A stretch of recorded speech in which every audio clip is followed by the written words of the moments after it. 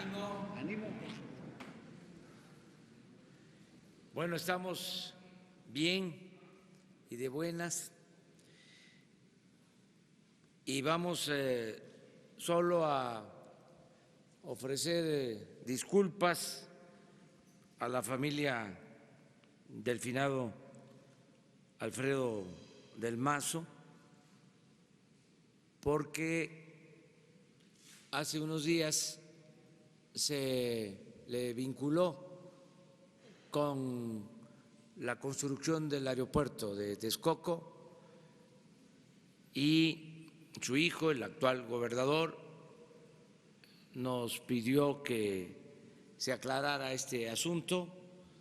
Se hizo una revisión de documentos y, en efecto, él no tuvo que ver en lo del proyecto del aeropuerto de Texcoco.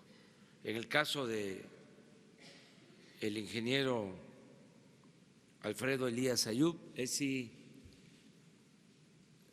reconoció que había participado en lo técnico, aunque dijo algo interesante, que la mayor parte de los asuntos los atendía Gobernación, que sí había estado él participando, pero que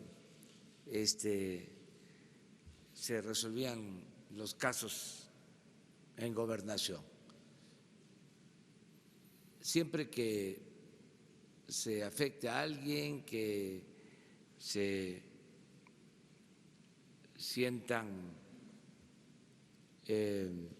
denunciados de manera indebida, cuando se comete una injusticia, cuando se afecte la dignidad de las personas, nosotros estamos en la mejor disposición de rectificar y de ofrecer disculpas, porque no solo es lo que representamos, la investidura, el hecho de que lo diga el presidente de la República o un secretario del gobierno, sino que esta conferencia la ve mucha gente.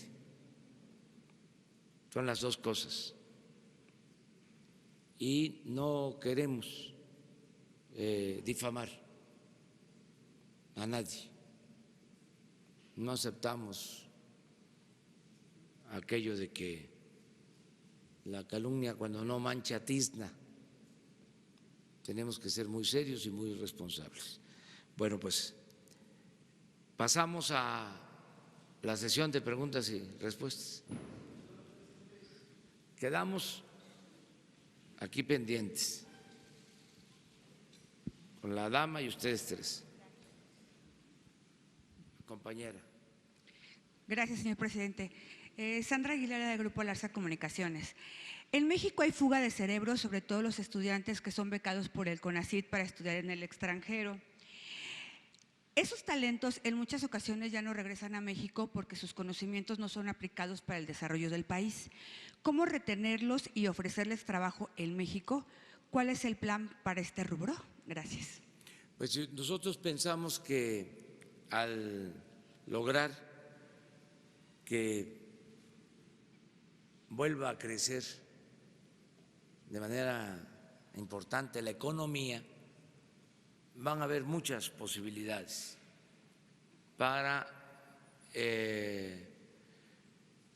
ofrecer oportunidades de trabajo a profesionales, a técnicos, a científicos mexicanos.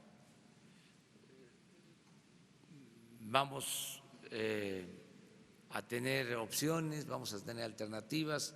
Hay proyectos muy importantes que están en proceso para iniciarse y llevarse a cabo durante este sexenio. Imagínense vamos a construir el Tren Maya, es una inversión de alrededor de 120, 150 mil millones de pesos. Nunca en el sureste se había invertido tanto en una obra. Vamos a rehabilitar las 6 refinerías, ya lo estamos haciendo y queremos hacerlo pues con técnicos, con profesionales mexicanos. La construcción de la nueva refinería es lo mismo, 120, 160 mil millones de pesos. Es mucho trabajo. El desarrollo del Istmo, la ampliación de los 2 puertos, Salina Cruz, Coatzacoalcos, la construcción de la nueva vía para el tren en el Istmo.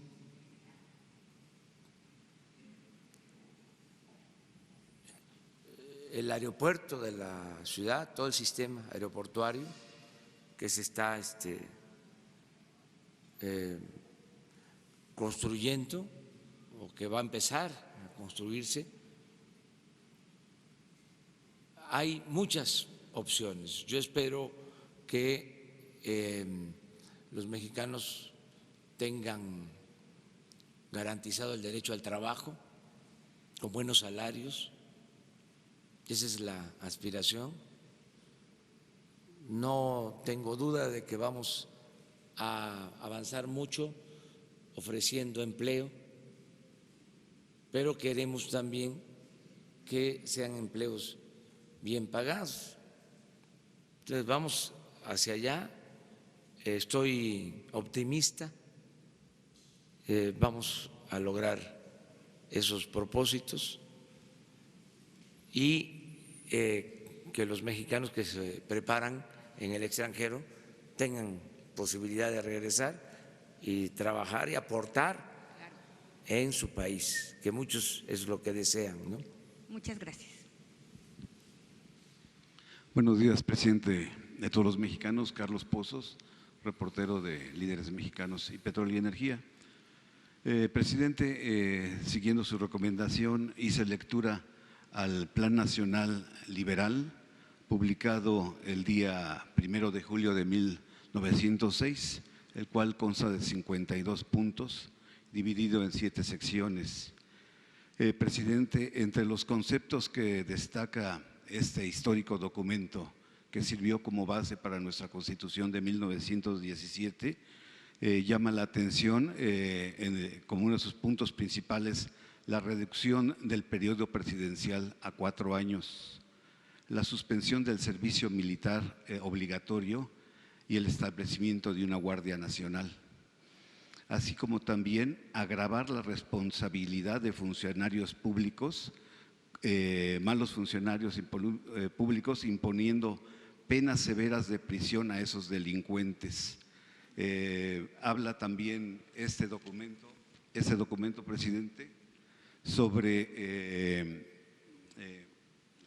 se me está yendo, severas penas, la creación de escuelas primarias en el país, y también llama a los extranjeros a decirles que no se va a aceptar más deuda pública ni se reconocerá deuda pública por parte del gobierno. Pues de esto como antecedente quiero entonces hacerle mi pregunta. Ayer usted presentó efectivamente el Plan Nacional de Desarrollo 2018. Mi pregunta es,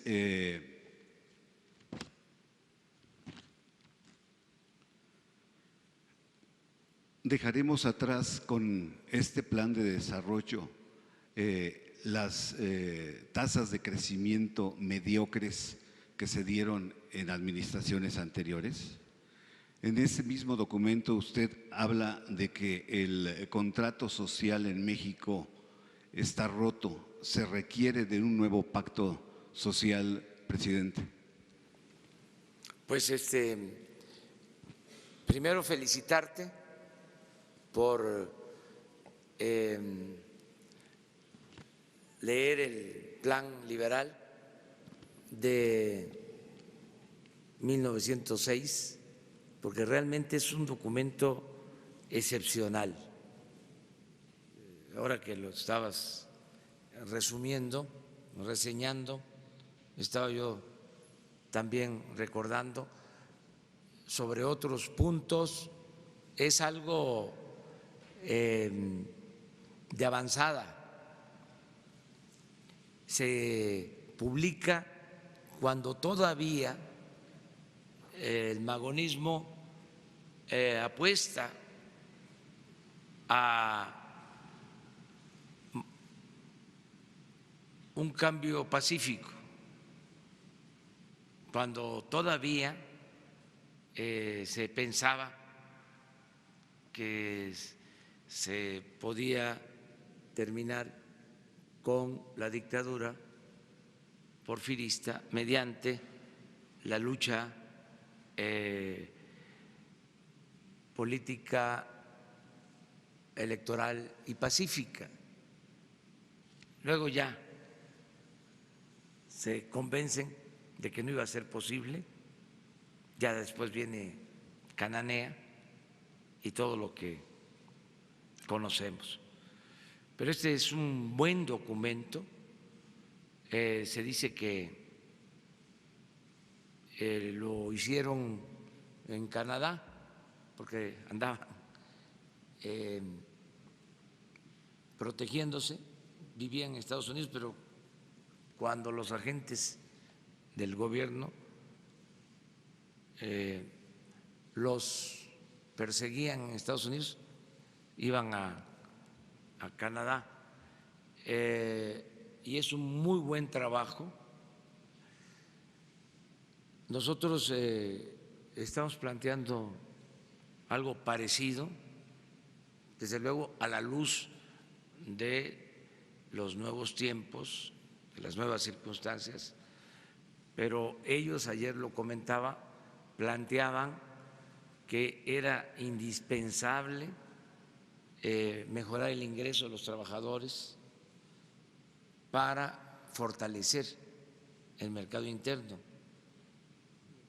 Dice, si el trabajador, el mexicano, tiene ingresos muy precarios, pues va a consumir apenas lo básico. Y esto no ayuda a las empresas ni ayuda al comercio, mantiene una economía estancada. Entonces su propuesta era reactivemos la economía, planteaban de que no hubiesen tierras ociosas, que se distribuyera la tierra, porque había mucho acaparamiento de terrenos que no se utilizaban. Decía, vamos a producir la tierra, vamos a que haya más producción para que haya más trabajo, más ingresos y más bienestar. Entonces nosotros vamos a crecer en este sexenio, tenemos el compromiso de crecer al 4%. Lo volví a dejar de manifiesto en el plan de desarrollo, en la visión que es como un epílogo de cómo veo que va a ser el 2024. Ahí dejo en claro de que vamos a tener un crecimiento del 4%. Esto va a significar crecer al doble de lo que se creció en el periodo neoliberal, en 36 años, porque el crecimiento en todo el periodo neoliberal fue del 2% anual en promedio. Entonces lo que estamos planteando es crecer al doble. Esto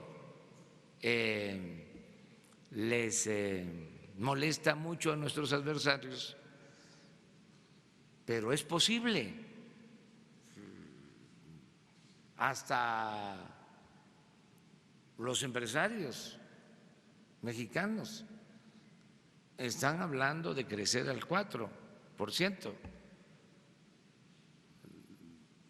El presidente del Consejo Coordinador Empresarial, Carlos Salazar,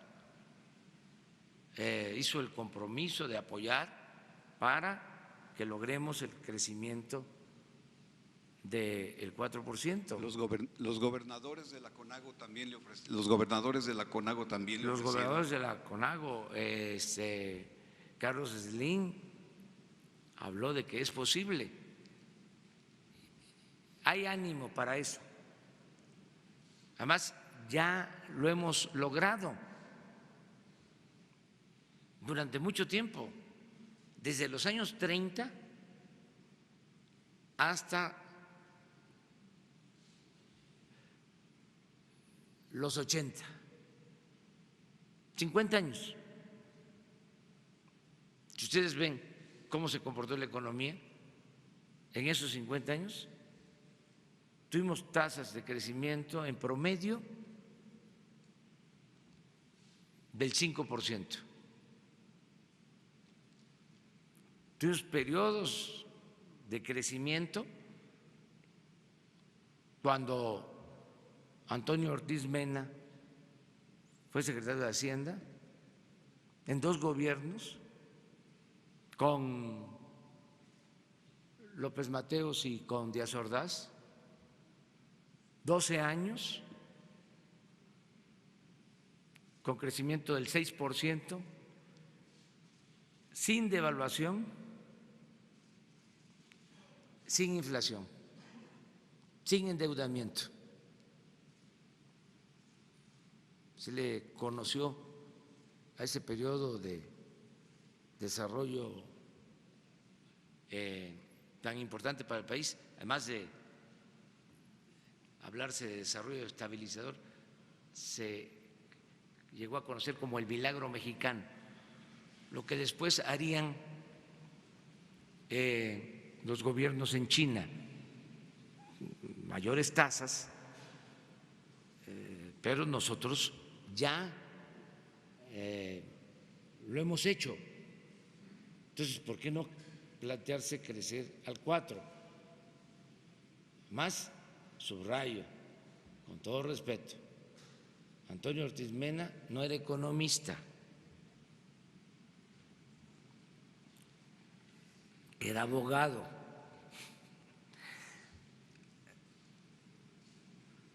Sí es posible el crecimiento al 4%. Presidente, ¿podría darnos detalles de cuándo, cómo y en dónde será la firma del acuerdo para la concordia con los gobernadores de la CONAGO? Y si usted coincide en que hay crispación y polarización y se busca reconciliar con la firma de este acuerdo. Mire, podríamos firmar el acuerdo, pero en los hechos hay muy buena relación con los gobernadores, con los empresarios, con los líderes sindicales. Ayer estuvieron aquí con nosotros. Tenemos muy buena relación con todos y estamos armonizando, estamos buscando la reconciliación entre todos. Les puedo decir, por ejemplo, de que hay un ambiente de colaboración, de cooperación, de ayuda, distinto a lo que quisieran nuestros adversarios o a veces lo que se plantea, ¿no?, en el discurso político con propósitos de oposición, como es legítimo también, natural. ¿Sí? No podemos descalificar las críticas. La democracia es pluralidad, es discrepancia, no puede haber pensamiento único. Pero bueno, en los hechos hay armonía, hay concordia. Ayer, por ejemplo, hablé del rescate de los mineros y no había tenido oportunidad de comentarle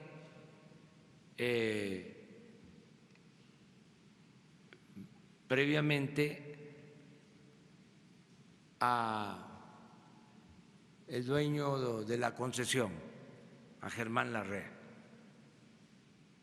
No estaba y consultamos a los familiares porque era un compromiso que hicimos, algo que tiene que ver con la justicia, con el humanismo, y no habíamos tenido oportunidad de hablar con él. Yo le había comentado este asunto en un encuentro que tuvimos hace unos meses. Él me argumentó lo que les dije ayer, que habían hecho el intento y que no habían podido, que habían condiciones difíciles, riesgosas para la exploración, para rescatar los cuerpos. Yo insistí en que teníamos que hacer todo. Bueno, le pedí a la secretaria del Trabajo que buscara a Germán Larrea para pedirle que ayudara. No estuvo. Y como es un compromiso nuestro, ayer lo di a conocer. Ayer mismo me envió una carta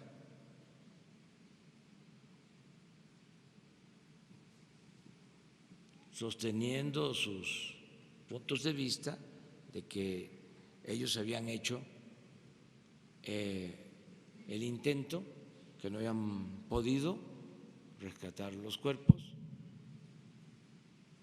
pero que aceptaba ayudar y colaborar,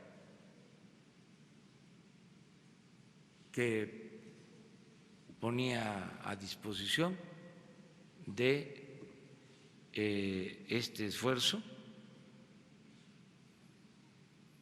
los proyectos que ellos tenían, los elementos que se necesitaran.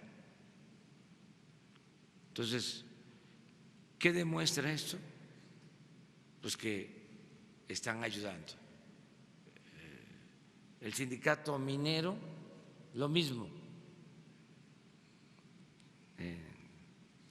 También. Entonces, sí hay un interés en ayudar, a pesar de que puedan haber diferencias. Siempre hay intereses superiores, causas justas que están por encima de intereses particulares, de intereses de grupos, por legítimos que sean. Entonces, con armonía vamos a crecer. Estamos llamando a los empresarios. Me acaba de enviar otra carta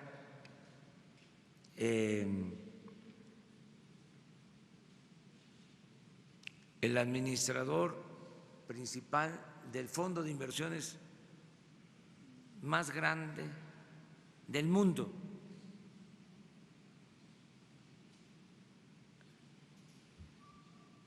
Diciéndome que quieren hacer en México una convención de inversionistas extranjeros y que tienen confianza en el país. BlackRock. No, BlackRock. el de BlackRock les voy a entregar la carta y les voy a entregar la carta también de la REA. No creo que ellos se sientan ofendidos porque esto demuestra que hay un buen ambiente en el país, hay confianza en México. Yo creo que se debe en mucho a que estamos haciendo valer el Estado de Derecho, que hay un auténtico Estado de Derecho, y se debe también a que saben en el extranjero muy bien, tienen información de que no se va a permitir la corrupción en el país. Y eso generaba mucha desconfianza. Siempre se hablaba de que no habían reglas claras y que no había piso parejo para todos los inversionistas. Siempre habían empresas predilectas en cada sexenio que se llevaban todo. Eso ya no hay favoritismo. Entonces todo esto nos está ayudando mucho. Otro dato que ahí lo ven los analistas, pero de soslayo, está muy fuerte nuestra moneda, no hay depreciación, al contrario. Este mes se apreció, se fortaleció nuestro peso, ya abril. Entonces, estamos tranquilos, va a crecer la economía. Desde luego, no podemos estar todos de acuerdo. Sería muy aburrida la vida, si todos estamos de acuerdo. No puede ser así. Presidente. Sería extraño, sería como vivir en una dictadura. Tiene que haber crítica, tiene que haber oposición. Presidente, ayer dijo usted, y la naturaleza que, quisiera ver si es posible que citara usted a la secretaria de Semarnat para que nos hablara sobre la flora y la fauna. También en ese ámbito hay mucha corrupción, se dio mucha corrupción en el tráfico de especies, en el tráfico de maderas, en el tráfico de cactus, en fin, que nos diera un porqué, y se sigue solicitando permisos ambientales para la construcción de hoteles, para la construcción del Tren Maya, para el aeropuerto, que nos pudiera hacer el favor de citarla. Es la petición que le hago. Gracias. Sí, hacemos el compromiso de que les informe la secretaria de Medio Ambiente. Marco Antonio Olvera, de Radio Latino, California, aquí en México. Presidente, un grupo de analistas en México y en Los Ángeles, junto con la CEO de Radio Latino, le hemos estado dando seguimiento al movimiento económico de México a partir de que usted llegó a la presidencia de México. El pasado 1 de diciembre recibió la economía con una inflación de 4.72%. A marzo de este año, la inflación bajó a 4%, pese a que la tasa de interés del Banco de México se mantuvo en 8.25%. Estos resultados, donde se mantiene menos inflación con la misma tasa de interés, está enloqueciendo a los economistas neoliberales, ya que este avance, el que ha hecho su gobierno en el tema económico, es inexplicable en el lenguaje de ellos. ¿Podría ampliarle al pueblo de México en qué consiste ese sistema económico que aplica su gobierno y qué resultados tendrá en los bolsillos de los mexicanos? Es la primera pregunta, por favor. Bueno, yo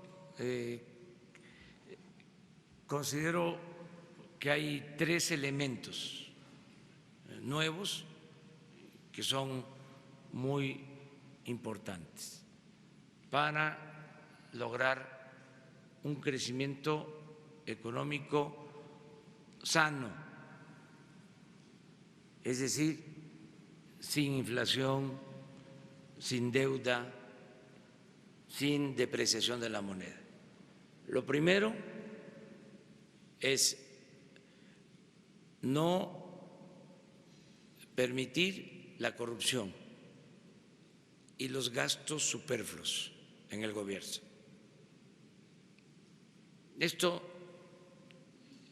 es muy importante, es como la base. Si hay corrupción, ningún sistema económico funciona, ningún modelo económico, por perfecto que sea. ¿Qué es lo que ha venido pasando con el modelo neoliberal? Que además de la imperfección natural de concentrar ingresos en un grupo, además de eso, de apostar a que si hay crecimiento arriba, permea, gotea y le llega a todos como si la riqueza fuese contagiosa. Además de esa imperfección del modelo,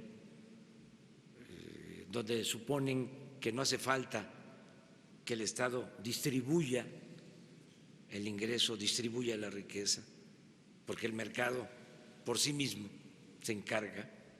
Además de eso, que no ha funcionado nunca en ninguna parte del mundo, que es una falacia, que ya se aplicó aquí en el Porfiriato y fue un rotundo fracaso. Además, agréguenle, como ellos mismos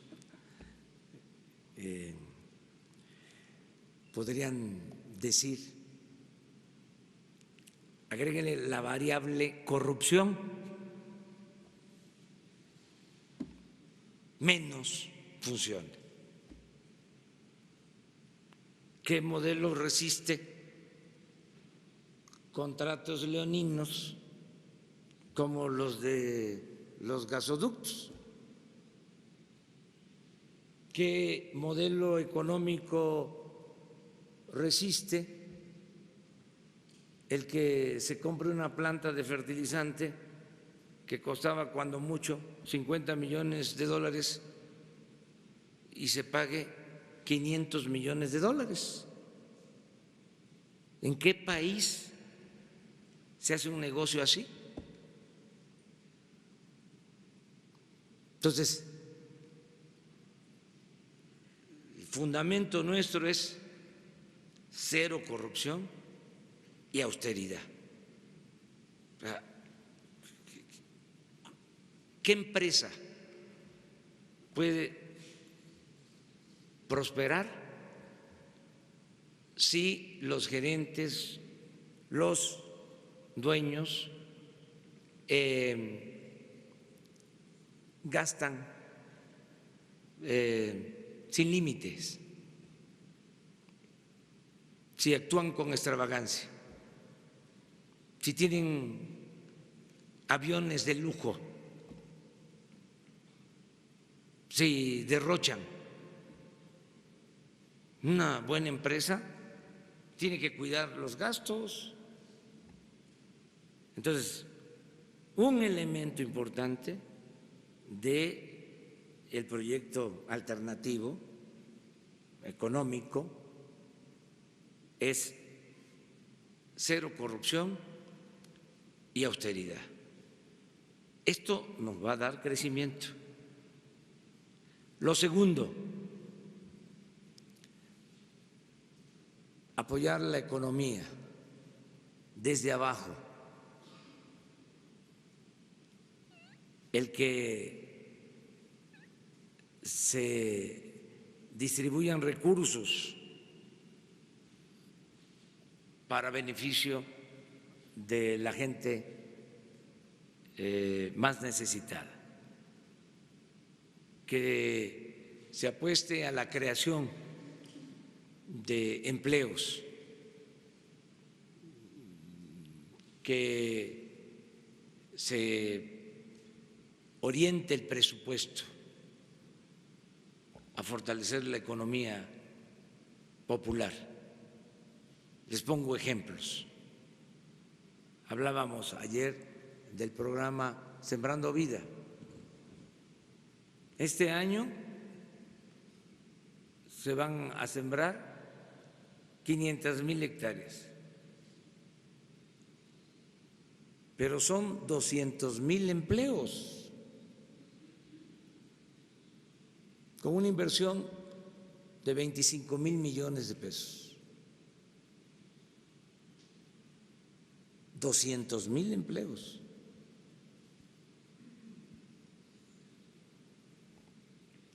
$500,000 hectáreas. Tenemos la tierra, tenemos el agua, tenemos los conocimientos, porque por nuestras culturas los campesinos saben cómo producir.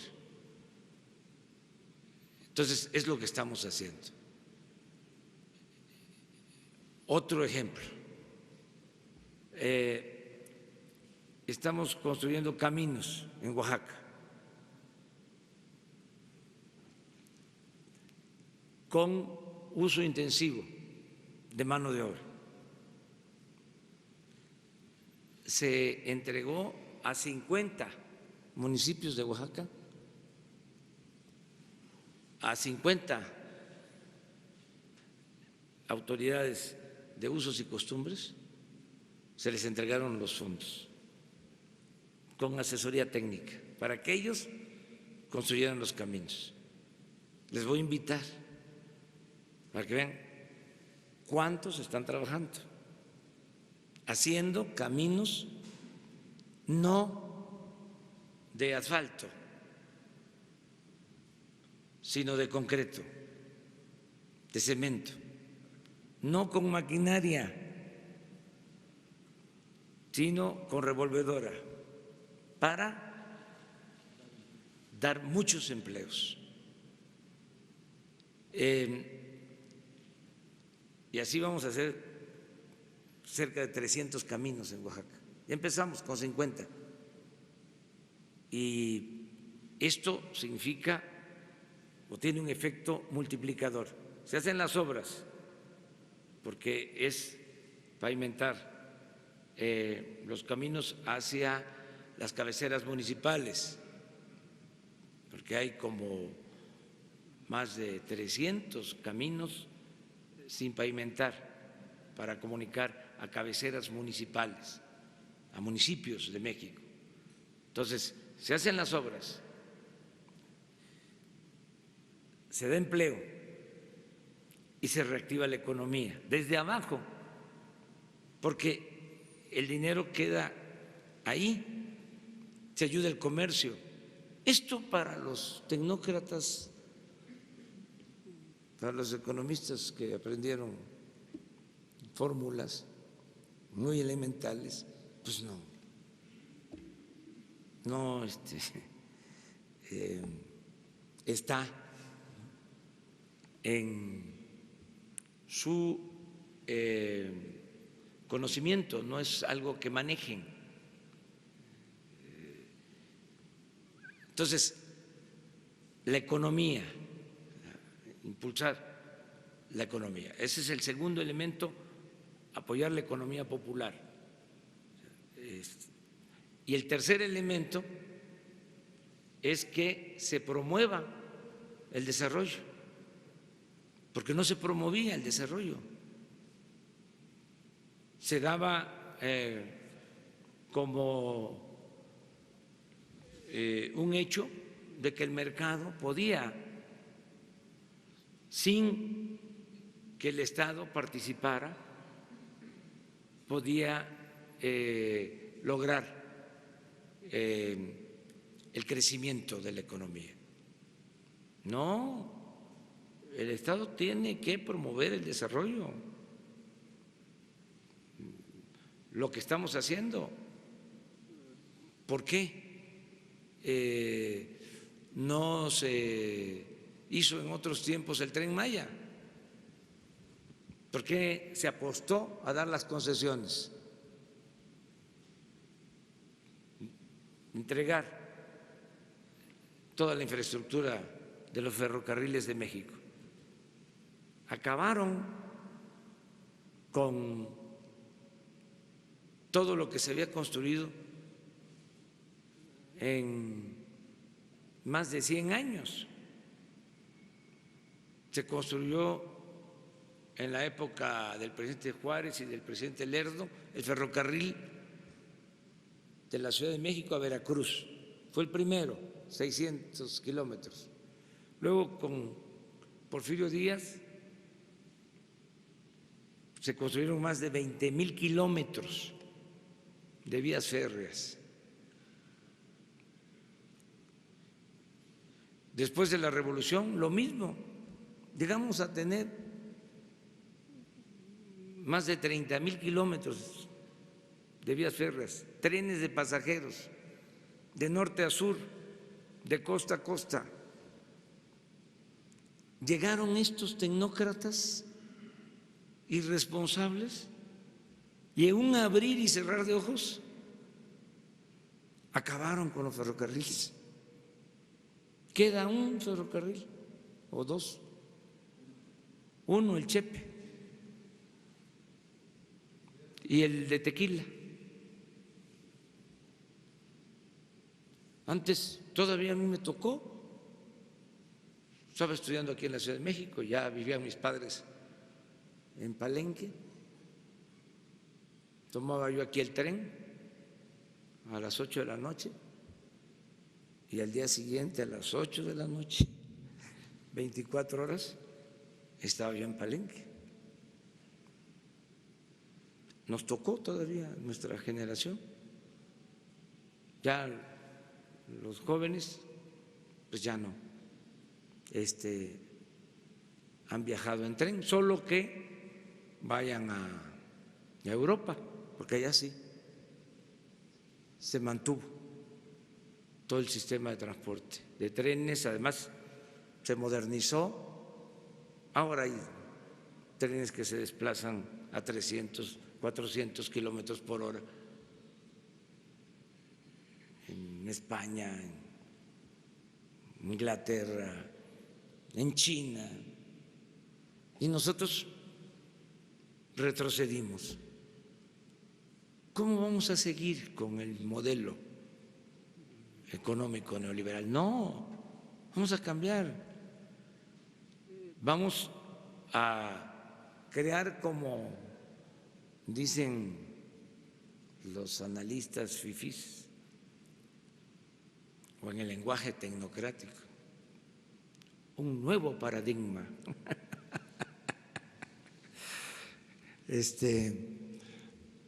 Una nueva política Y la segunda pregunta, presidente, si la contesta, por favor. El próximo 5 de mayo se conmemora un año más de la batalla de Puebla y el intento de los franceses por quedarse con nuestro país de nueva cuenta. Pero desde 1862 o antes, incluso, la cruenta lucha entre conservadores y liberales sigue hasta nuestros días. Prueba de ello es que el próximo 5 de mayo, el domingo, Francisco Martín Moreno está llamando a algunos mexicanos a que salgan a las plazas para pedirle su renuncia o incluso manifestarles sus inconformidades por las decisiones que está haciendo su gobierno. Estos líderes o incitadores viven en México, presidente, se sirven de México y cobran en México. Es como hacerle unas ranuras al barco llamado México para que se hunda. ¿Qué opinión le merece ese tipo de llamados o acciones de esta gente o escritores que pues están llamando a la sociedad en general? Pues mire, están en su derecho, están ejerciendo su libertad. Yo tengo una opinión de ese periodista, escritor, ya la expresé en un Twitter hace como un año.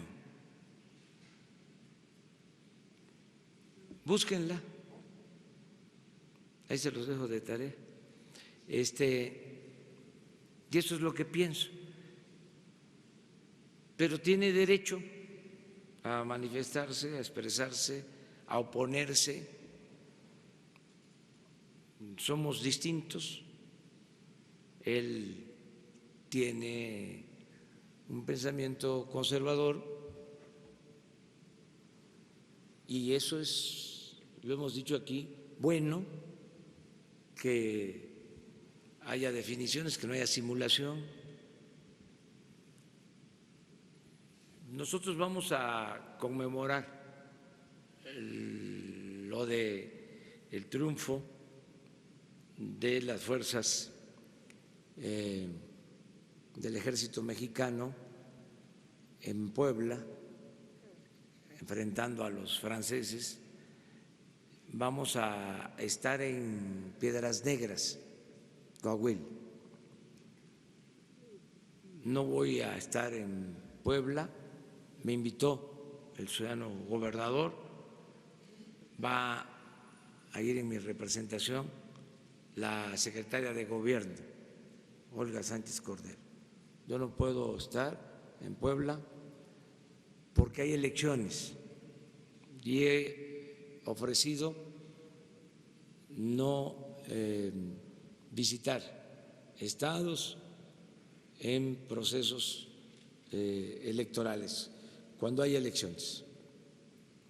Me toca una gira en el norte, vamos a comenzar mañana, vamos a estar en la refinería de Cadereyta, Nuevo León, mañana, y vamos a tener un acto en la tarde en Monclova. Luego el sábado vamos a estar en Sabina, Coahuila, y en Acuña, en la frontera. Y el domingo 5 de mayo vamos a conmemorar la batalla de Puebla en Piedras Negras. Ahí vamos a hacer el acto. ¿Por qué en Piedras Negras y en Coahuila? Porque de ahí era Ignacio Zaragoza. Nació en lo que hoy es el estado de Texas, pero cuando él nace, Texas pertenecía a Coahuila. Ya esa es otra historia que ustedes conocen.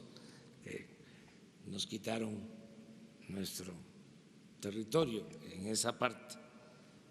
Nos quitaron en la guerra del 47-48 del siglo XIX más de la mitad de nuestro territorio, aunque empezó con Texas en los años 30, los conservadores empezaron quitándonos Texas. Fue la separación de Texas. Primero plantearon que los colonos que habitaban Texas plantearon que no aceptaban la Constitución o las leyes conservadoras y querían el restablecimiento de la Constitución de 1824, pero fue realmente una excusa y por eso se independizaron. Texas se independiza de México y luego se anexa a Estados Unidos. Esa fue la primera pérdida del territorio. Y luego el Gran Zarpazo, en el 47. Otra excusa, que se les debía un dinero y que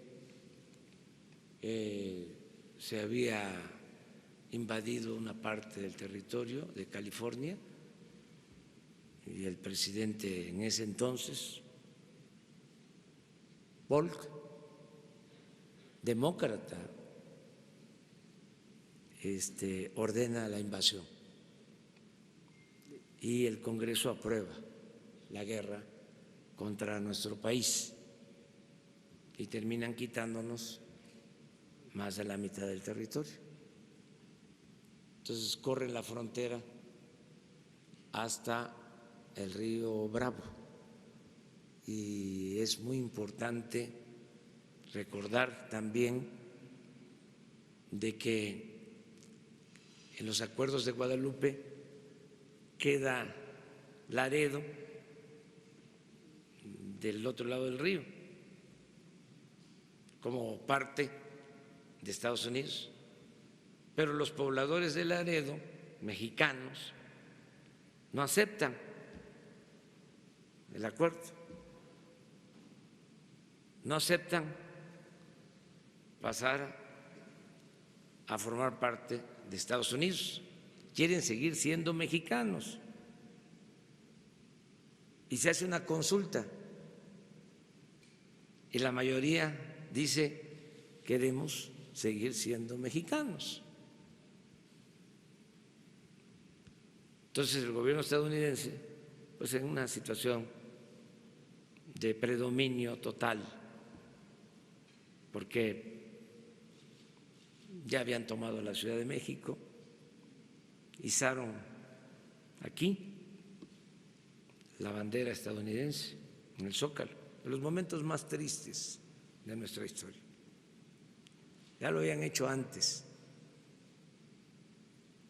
pero esta vez fue así, muy fuerte. ¿Y qué creen que pasa? Que un grupo, unas familias de Laredo no aceptan y se pasan de este lado del río, se traen hasta sus muertos y se funda Nuevo Laredo. Es bonita la historia, ¿verdad? Entonces, no que nos estemos desviando, sino que todo esto es importante recordarlo con motivo de lo del día 5 de mayo.